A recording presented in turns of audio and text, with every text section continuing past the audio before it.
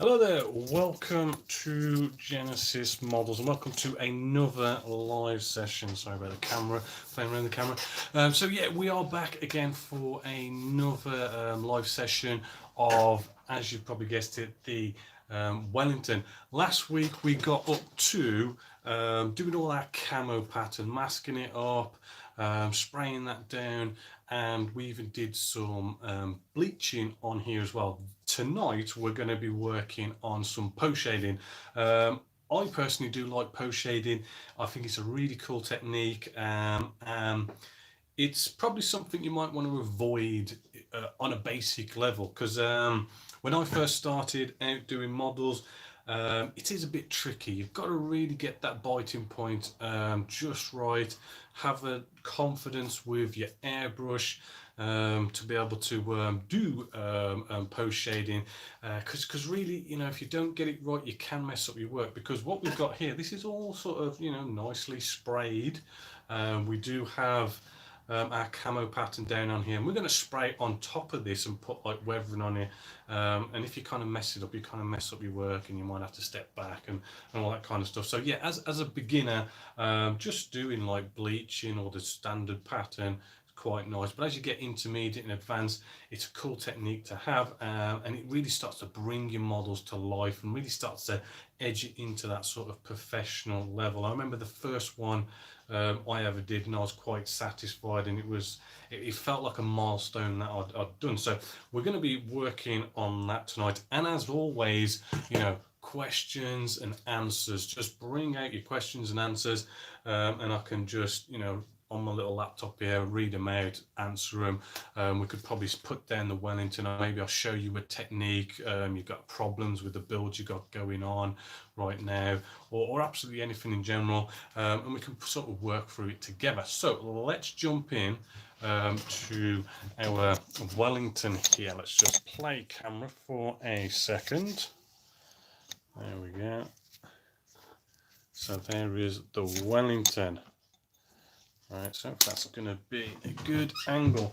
Right, now with the Wellington, right, what we've had is, what I'd normally do on a model where it's not camo pattern is I would go off, where's the colours gone? We used, say, our RAF dark green here. I would add white for bleaching, and then I'd probably add like black for post shading, which, as I say, that would then give us our weathering. But because we've got this camo pattern on, I like to make it nice and easy. So what we're going to do, instead of going off and sort of trying to do a darker version of our brown, a darker version of our green, and trying to spray all these different colors in between all the camo patterns, I just like to make it easy. We're after a dark color. It doesn't have to be an exact sort of a darker version of our green or our brown, just a darker color to weather it up. So I've just selected out some Vallejo paints. I've gone for Vallejo. Vallejo is it's a really easy to use set of paints, and when you're doing pre-shading, it's good to have paints that are sort of easy to use, because we're going to be getting in close. Our extra acrylics, as we mentioned last week, they're not exactly the easiest paints to sort of get along with. So using Vallejo, I'm going to try the 048, and that is a dark sea grey. I'm picking this because it's just a nice dark grey colour, which is kind of like what you're after, and we're going to see how that goes. If I need it to go a bit darker, I have got some NATO black on standby. We can mix that in and darken it up. Right, so first off, your mixture is important when it comes to post shading.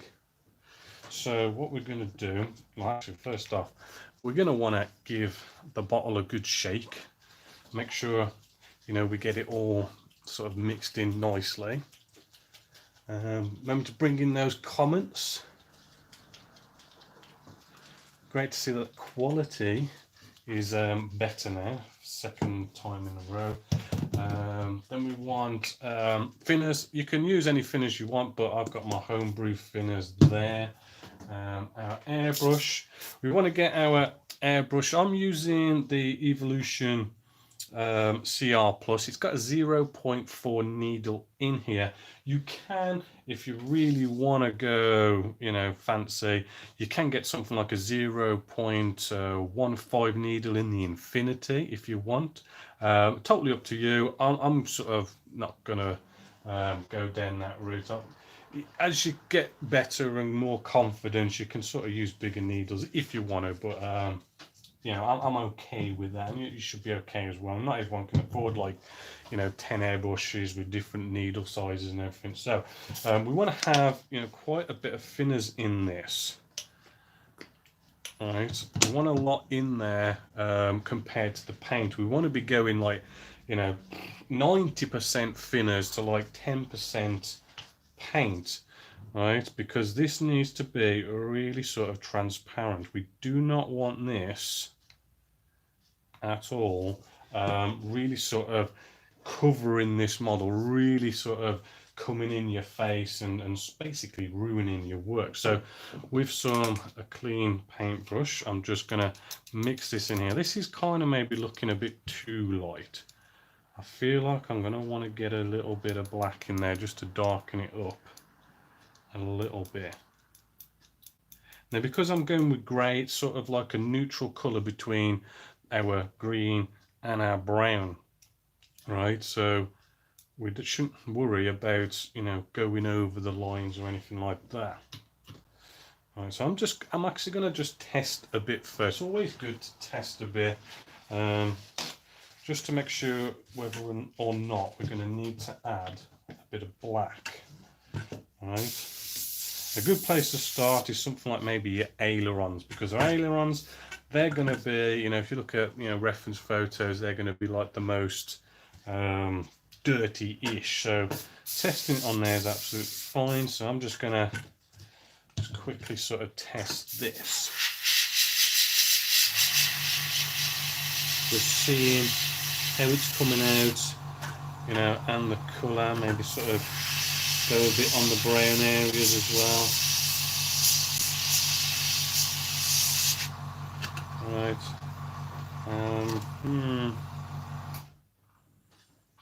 I think, yeah, we could probably do with just a little dab of black. Right. So I'm going to mix this up and read some of your posts, see if you've got any questions.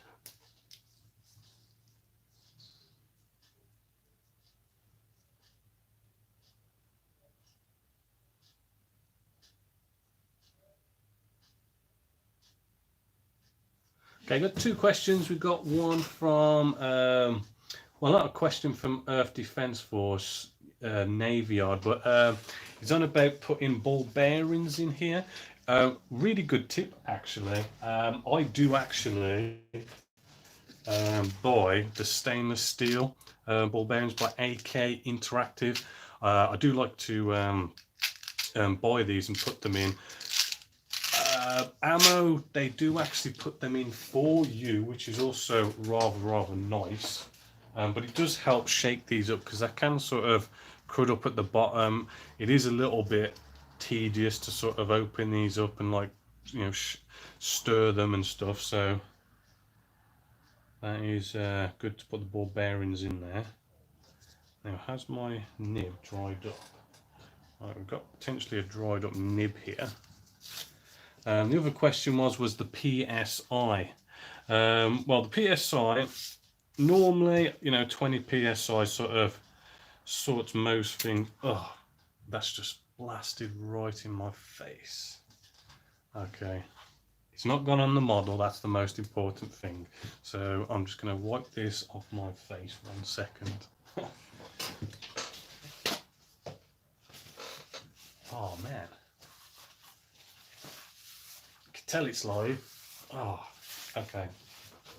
I've probably got streaks down my face, so yeah, that'll be funny when I go face to face. But yeah, that's now sort of unblocked itself, so I'm just going to put a drop in there. Right, I'm going to mix that up. yeah, back to the PSI. As I say, like 20 is like sort of nice and normal and all good. But because we're going to be getting close, below 15 PSI is good. I mean, really, the lower you can get, it's probably good as well. Just as long as you still get a nice, nice sort of smooth feathered spray pattern. Right, so actually I could probably do with doing that. So I'm just going to blast out a bit first, right, just to, because we've got our reservoir here. Remember, we've got to blast out first to get what's in the colour cup that we've mixed. Right, and that's looking good. Let's get my PSI down to about the 15. Right, let's see how that's sort of flowing on here. That's looking quite good. I think we're happy with that. So let's just do another test just on our aileron here, just to see how this one, we'll do the opposite side actually, because that one's got some paint on it, just to see how this aileron, this colour's coming on.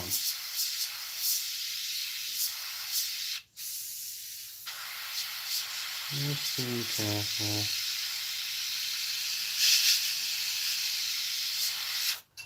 Okay, it's looking a bit better. A bit darker. I don't know if you can sort of see that little darker line. I think we'll give that a shot and just see how we go. So when it comes to pre-shading, what we want to do is we need to work on our biting point. So it's the first time you've ever done it, don't really spray on the model straight away. What we want to do, I like to always teach, let's bring you in maybe a bit closer. Trying to play out camera. All right, so in pressing down the trigger, we're getting just air coming out of here. Right, so what we do is we've just got our air. We're about maybe an inch away from the surface. What we're going to do is just slowly pull back the trigger, very slowly, and then there will be a point where, boom, you get a little bit of paint come out. That's your biting point, just like a car. And what you want to do is be working on and holding that biting point, right? And if you can sort of pull back a trigger, get that biting point, and we can just play around holding it. And as you can see, you get such a nice fine line, and we can get in, you know, quite close when we've got our biting point, right? Like so. And that's what you want to be trying to hold. Right, and because the paint's thin, it shouldn't go down like really thick and have great coverage, and you end up with like just lines all over your model. You'll have this very sort of feathered, weathered look. Right, so let's look at any more questions and answers possibly.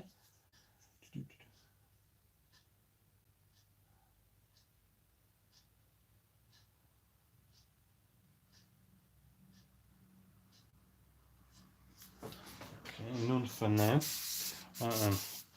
Also, it's probably not recommended as a beginner because you probably ruin your needles, but I like to take off my guard, right? Just so as I can just, you know, get a bit of tissue, we can clean our nib, because we're going to be doing this throughout, because we're close, we're going to get air blowing back on the needle, it's going to be drying up the needle, and that just you know, makes things a little bit harder. But if you just give it a little bit of a clean, you know, the airbrush tends to sort of start working like normal again. Right, so with this model hasn't got loads of recessed panel on, because what I would be doing is I'd take our ailerons here, I'd come in close, get our biting point, and then just follow that aileron line like so. And I don't mind going over that a few times because we want our ailerons to stand out.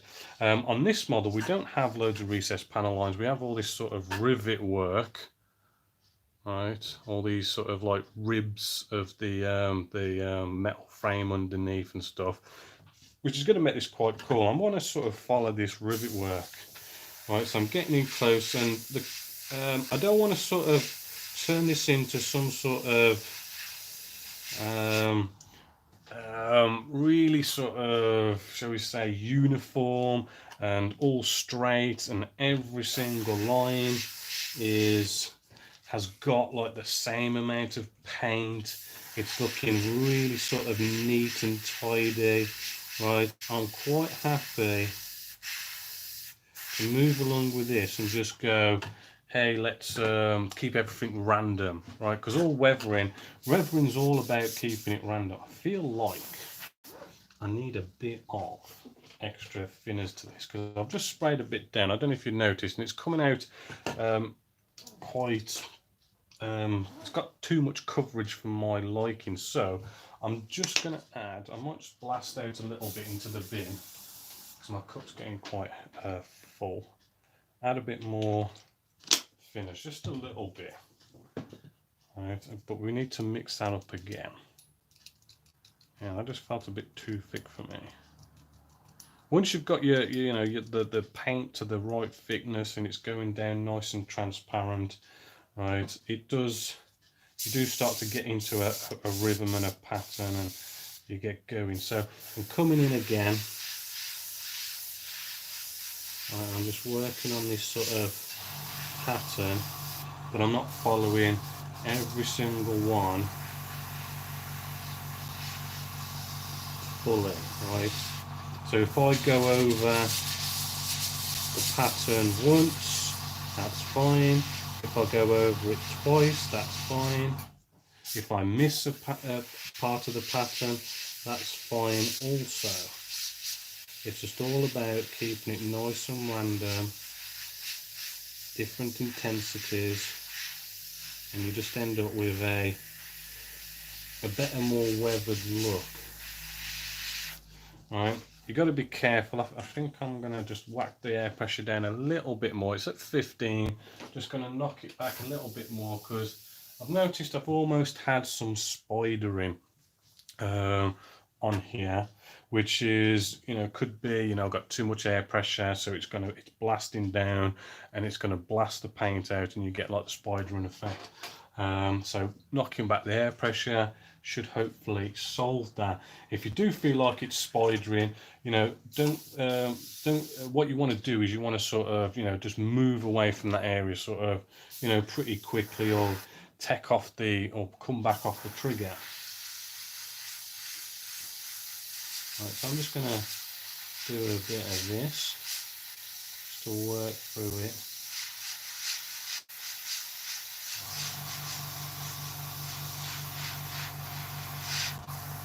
Get some questions and answers down while I kind of work on this. It does take a bit of concentration of controlling the biting point.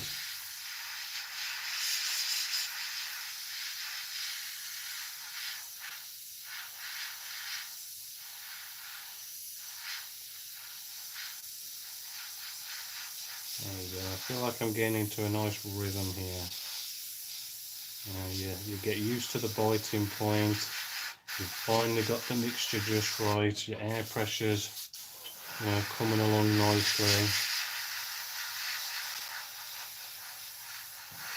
Just nicely coming together.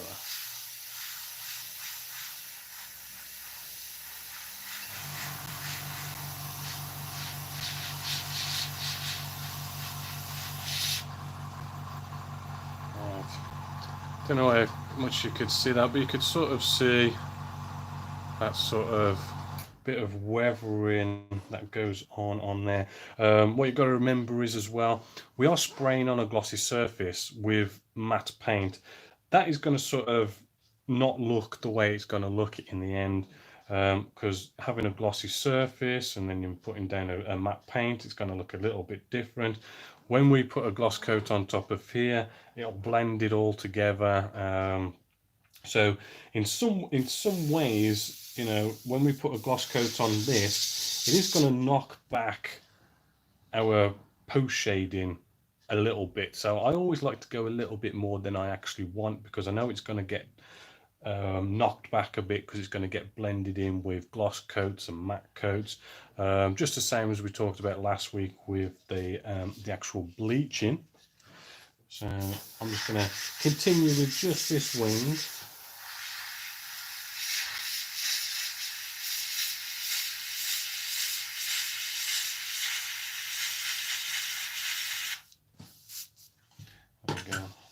ribs getting a little bit dry, so I'm going to give that a quick clean. Doing these edges here.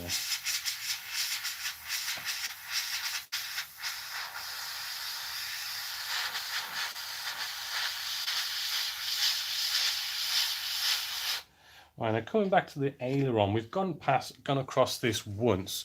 I mean, because they get more dirty than everywhere else, I'm quite happy to sort of maybe pass over these areas 2-3 more times just to bring them out that little bit more.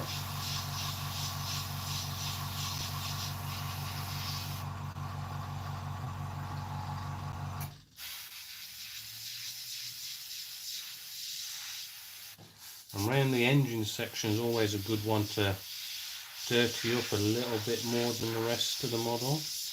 It's just one of those areas where you get all sorts of oil and stuff coming out.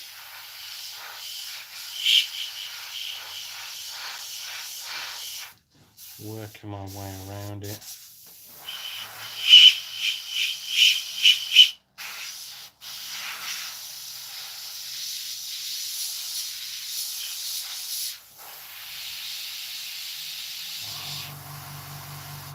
Don't forget, like, you've got these little raised circles on here. I mean, we can just give them a bit of a darker sort of little blast just to bring them out a little bit, show off the detail a bit.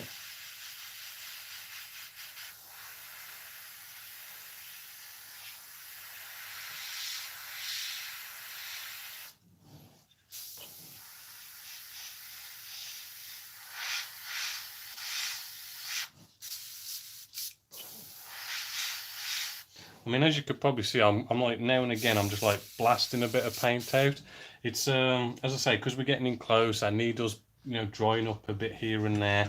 Blasting it out just kind of blasts off maybe any little flakes of paint, or just stops your needle from like locking up. Because you'll find as you're going along and you're holding this biting point, that the biting point can sort of change position. Because as the needle dries up, your biting point changes.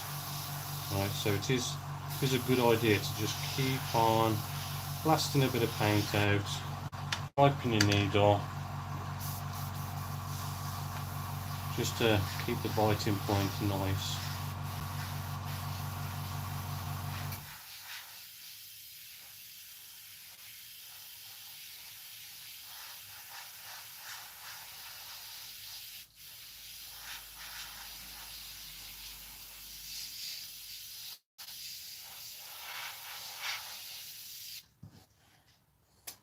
Okay, just having a look at this now, see how it is. And just a bit here.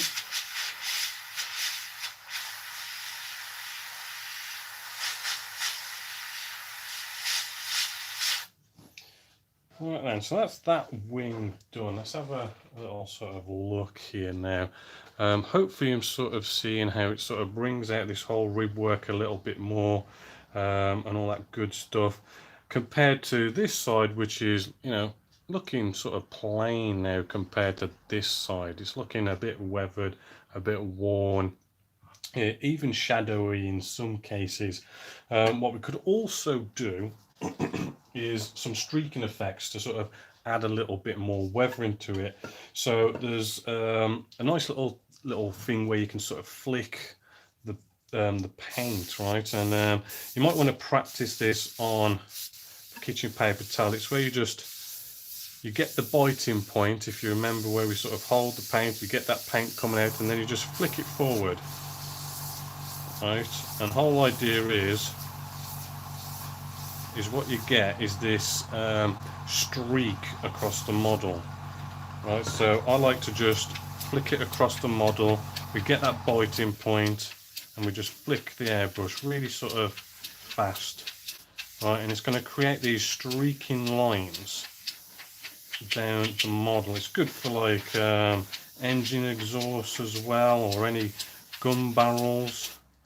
I mean, you can go over some areas more than once or twice or 3 times, and you can sort of make some nice strong streaking effects. And it just gives it a nice little bit of an extra, and it being faint as well, just kind of gives you that close-up shot where if you might not sort of be able to see it from a bit of distance, but you get a bit close and oh yeah, you can see a bit of a streak. Engine section, you could just like generally just kind of like blast a bit of paint generally all over this engine section, just to sort of darken it up in a general way, like so. Just make that area look a little bit darker, and there you basically have it, our wing there, nicely post shaded. I'm liking the look of that. I'm liking the colour.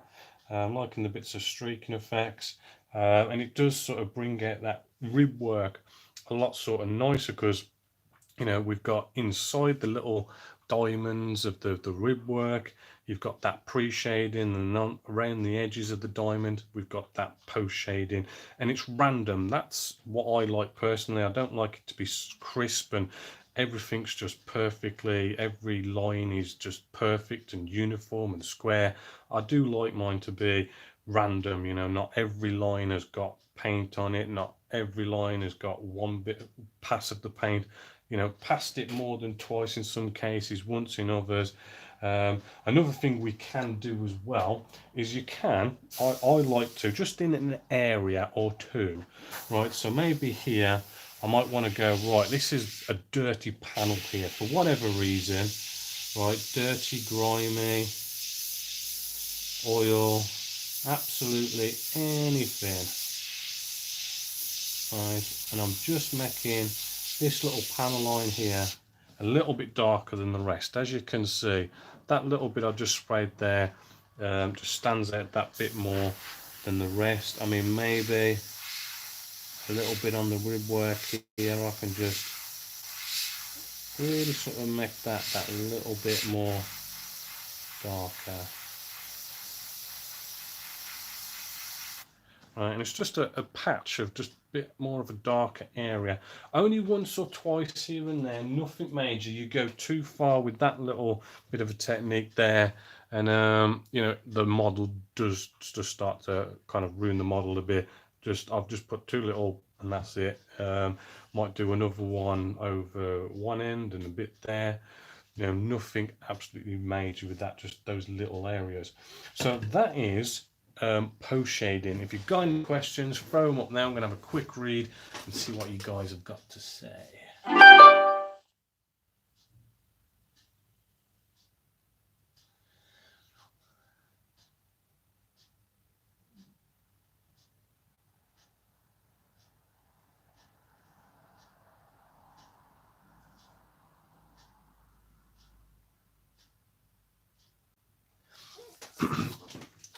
Thanks for all your comments. It's quite nice that you're enjoying this and finding this useful.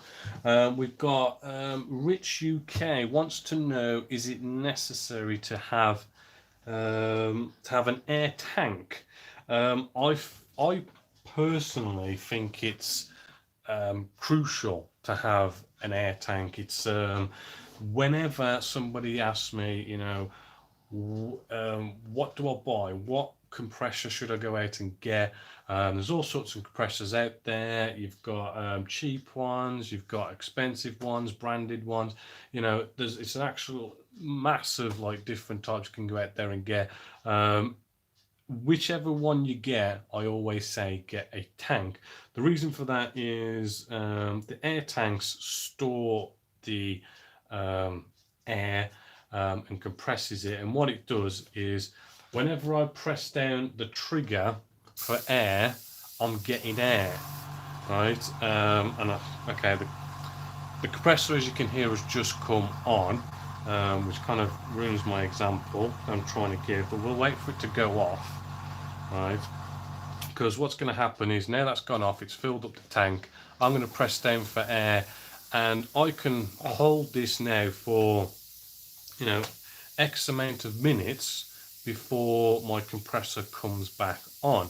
So what this means is my compressor isn't on, it's not getting hotter and it's not wearing, so it just makes the compressor last a lot longer. As you can see, the compressor's still not come on. If I didn't have a tank, whenever I press down the trigger for air, the compressor's going to come on. Every time I press down for air, the compressor's coming on, it's working, it's heating up. And when you're doing something like this, for example, doing post shading, because we're getting in close all the time and it's constantly trying to get the biting point, we've got the air on a lot, which means every time you press the trigger and the compressor comes on, it's just going to get hotter and hotter and hotter. And I have had in the past a compressor without a tank, and it has just overheated, and the seals went on it and it couldn't hot compress no more, and that was it, it was gone. But as you can see, I've got a tank and I haven't had to buy a new one ever since, and it's going to keep going and last many more years. So yeah, it's just a crucial thing to have a tank. So yeah, just go out, pretty much buy whatever you want as long as it's got a tank.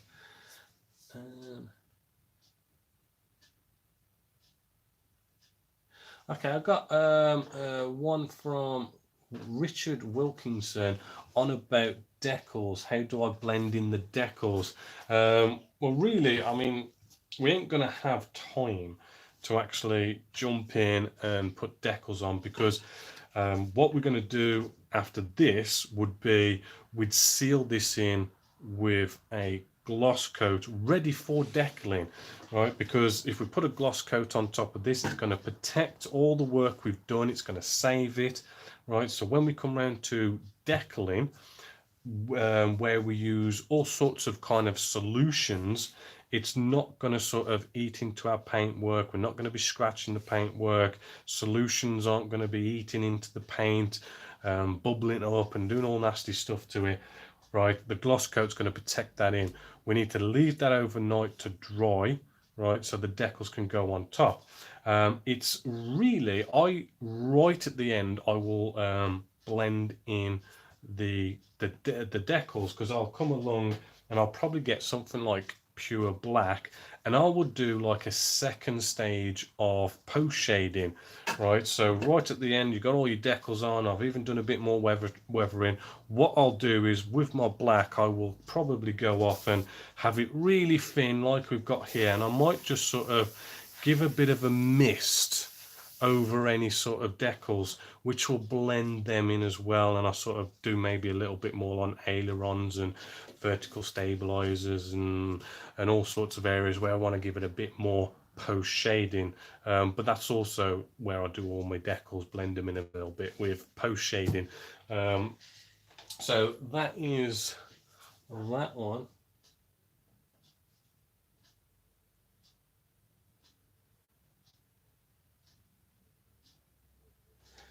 Okay, Richard UK is asking me, do I use a mask if I spray acrylic paint? And I think you're on about like a mask like this. Yeah, I do. It's just because I'm filming, I don't have my extractor fan on or my face mask on, but I normally sort of like do a little bit, show you on camera, then I'll cut away, and then all the extractor fans and face masks come on, and then I'll like do the rest of the model and all that kind of stuff. So yeah, I mean, yeah, you should. I know people do kind of say, okay, acrylic paints are water based, they're a lot better than using like your enamels or lacquer based paints, which those are dangerous. So because people kind of like compare acrylics to being safer than enamels and lacquers, it doesn't mean that acrylic paints are safe to breathe in. I mean, if you're doing, all day spraying and you do a lot of this hobby, it is going to affect you eventually. So, I mean, you should always wear a mask when you're doing any kind of spraying, really, unless you're actually spraying just water through your airbrush, which, you're not going to do. So, Yeah, definitely. You know, always keep your face mask on. It's just safer, really. I mean, really, you should be putting your face mask on when you're sanding and using any other sort of chemicals, because there's lots of other stuff other than spraying where you need to have these things. It's just always better to be safe than sorry.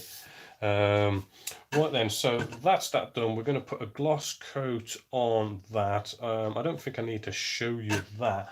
What I did want to show you as another thing for a little live session is, if I just get out a box, it's spraying our sort of gun glass areas. I forgot what you're going to call them. I'll just get it out, right? Because we're going to have to spray these. Right, if we could just show you just here, maybe bring you in a little bit. It's a bit of an awkward zoom on this camera. We got these just on here. What I'm going to do is I'm going to cut them off, cut one off anyway. Right, I'm going to leave quite a bit of the tab on so I can actually hold it, because I know a lot of people, they do have problems with these, right? Because they've got quite a curve to them. They are hard to mask up all nice and everything, but not only are they kind of hard to sort of mask up, there's normally quite a few of them, especially if you do something like Lancasters and you know, the big American bombers and stuff. You know, you potentially got quite a few of these on here, and they are quite a bit tedious. So assume you out a little bit. So I'm going to show you a quick technique of how to spray them up. While I'm doing this, feel free to get those questions and answers in before the end of the night. What I'm going to do is skin off nice bit of masking tape, right? The cool thing is they are normally sort of nice straight lines. So what I'm going to do, right, is I'm just going to place a bit of masking tape, right, on one of our lines, and just run that all the way around, right, just like so. Right, then I'm going to get another piece, right, and I'm going to do the same until we've got this one line.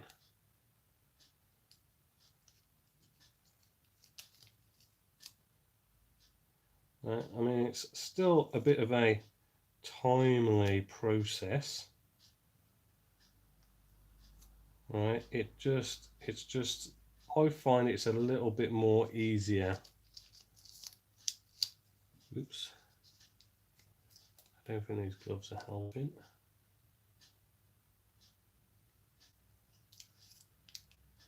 But yeah, I'm just getting this so nicely masked up.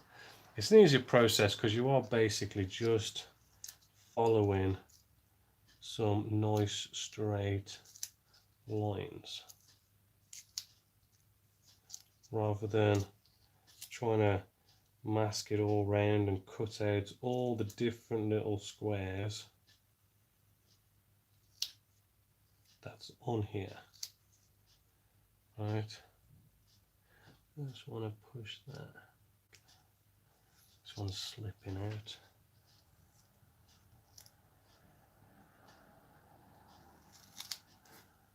There we go. As you can see, it's a little bit tedious. It's been very tedious.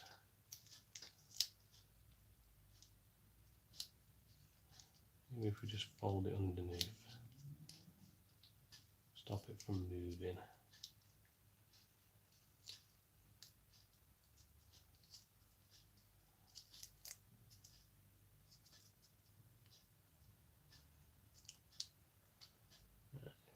There we go. It's probably me doing it 1/72 scale. I'm normally used to doing it 1 48th, which is probably why. So there we go, we just masked up that line, and then what we can simply do is we can, I'm just quickly showing you with the paint I've already got in here. It's quite thin, but this is probably going to be really thin, just to speed things up. And it's starting off with that usual light misty coat, cut into air.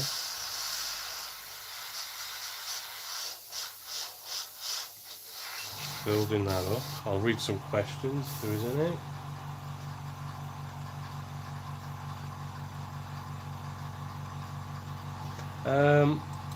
Another question from Richard about why using gloss coats in between layers. Gloss coats is like, it's just a really cool way of like making your work durable. It saves your work. I think I'm going to have to put some thicker paint in there, but I want to keep that paint for later. Right. I'm going to change my airbrush quickly. Hopefully this one's going to be clean enough. Slapping some black in there. Yeah, gloss coats.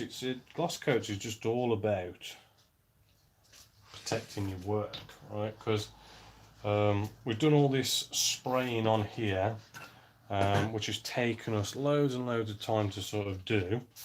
And plain and simply, you come along and you can scratch these paints off, and it's like, oh no, that's kind of ruined. But a gloss coat, it just locks everything in. It kind of brings everything together and makes things, it gives it a nice hard surface, right? And then the other thing is decals. Decals really benefit from having a gloss coat, right? So if you put your gloss coat down, decals will just go on so much nicer, because it's all about getting air trapped, right?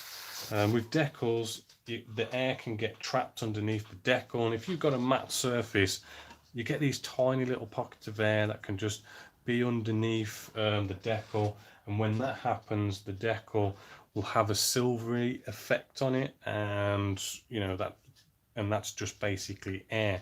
But if it's nice and smooth, the decal can go down a lot nicer, and you can just squeeze out any sort of pockets of air or anything like that.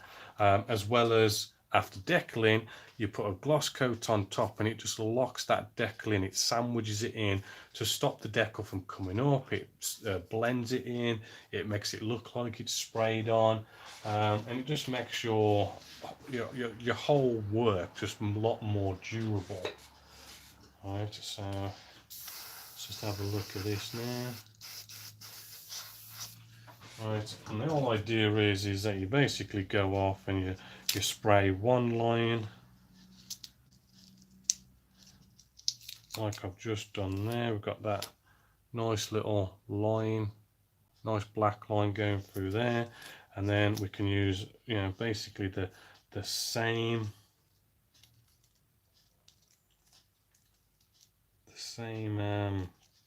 masking tape. Get that one off. Basically use the same masking tape, follow another line,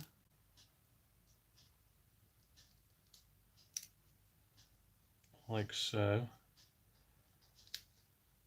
This is a back line, so I don't have to worry about, you know, doing the back of that. And then I can just spray that again, and you just keep going until you've got all the lines on there.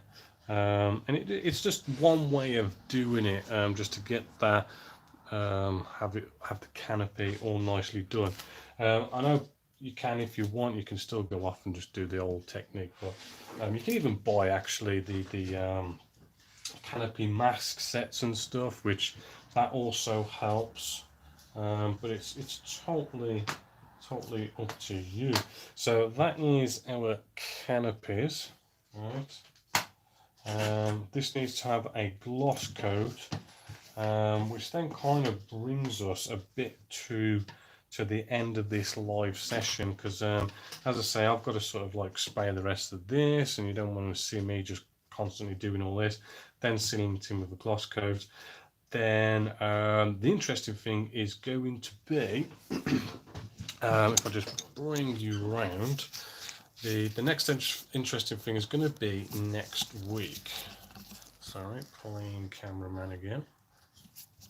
There we go. It doesn't look like I got paint on my face.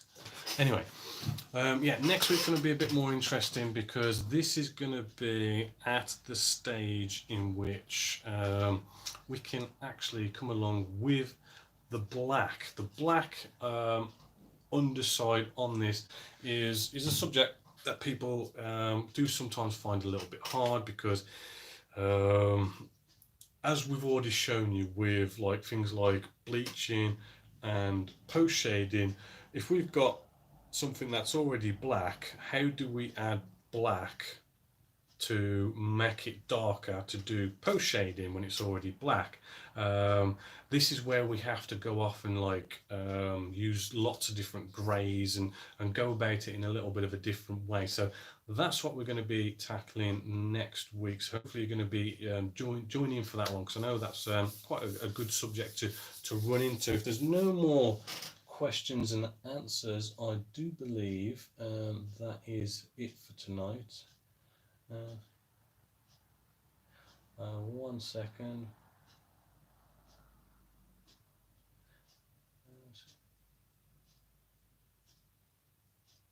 Yeah, what gloss coat do I use? I do like to use, it's not actually something hobby, sort of hobby based, Pledge multi-surface wax. On the Genessis Models website there is, you know, a big post on using floor cleaner as a gloss, because it's a bit problematic because it keeps getting rebranded, relabeled, sold by somebody else, different countries, it's named different things. So I do believe on the website, on the forum, there is like a big list of like, you know, what country they call it and what countries and all these kind of things. It's a really cool one to get hold of. It just gives you, you don't need to thin it, you just pour it in a cup, spray it on nice and misty, 2 or 3 coats, and it looks absolutely amazing. If you can't get hold of that, you can actually buy a product from modelling sites, which I have just got to find. Where's it gone? Would be one on live, wouldn't it?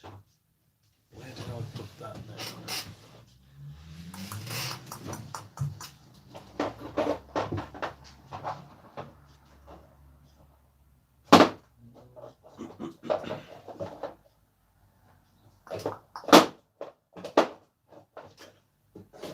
Okay, I had it somewhere, but basically if you look under Alclad's 2 paints, these ones here, they have like their own special gloss. Maybe it's over here. They have their own special gloss that they use for, found it. Okay, it's Alclad's 2 Lacquers Aqua Gloss. Basically it's the same stuff, it works exactly the same.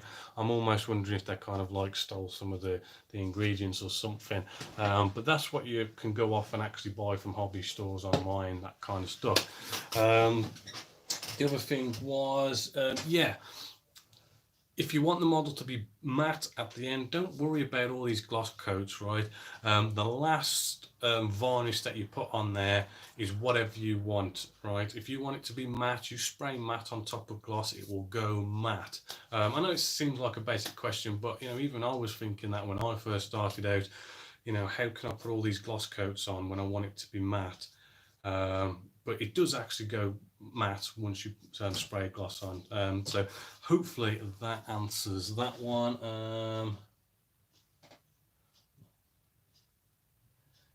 Okay, let's go future. Okay, I've got one here about okay, problems logging into my website. Will call then.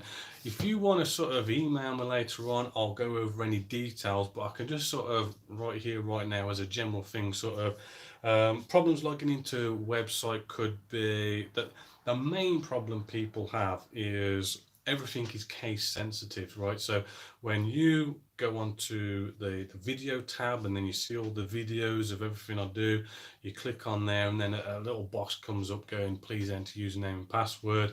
The most likely problem is going to be case sensitive, right? So just make sure, you know, what you logged in as, you copy that completely down to case sensitive and all that. The other thing is the forum and the website. They're like two different accounts, because the website is where you can go off and view all the videos, and you know, it's like a paid subscription. The forum is free for anyone and everyone, so they are two separate accounts. So you can't just log into the forum and use that same username password and get into the website, and vice versa. You can't, you know, log in, sorry, register on the website and then be able to log into the forum. So that's probably like the main thing. Other than that, you know, give me a bell. Genesis Models, what is it? It's contact@genesismodels.co.uk, or my other email is genesis@virginmedia.com. That information's on the website. Give me a bell, and you know, we'll solve whatever the problem is and get you nicely back up and running and viewing. So there's no more questions and answers, which there isn't. Sorry, this one's a little bit short. But and I started it a bit early as well because I'm going out tonight, so I want to start a little bit early, get off and go have a bit of a social life. Yeah, so hopefully you have enjoyed. Hopefully you're going to be here next Friday for the next live session, doing all that nice black paint. So until next time, my name is Bobby Waldron, this is Genesis Models, and I hope you've enjoyed.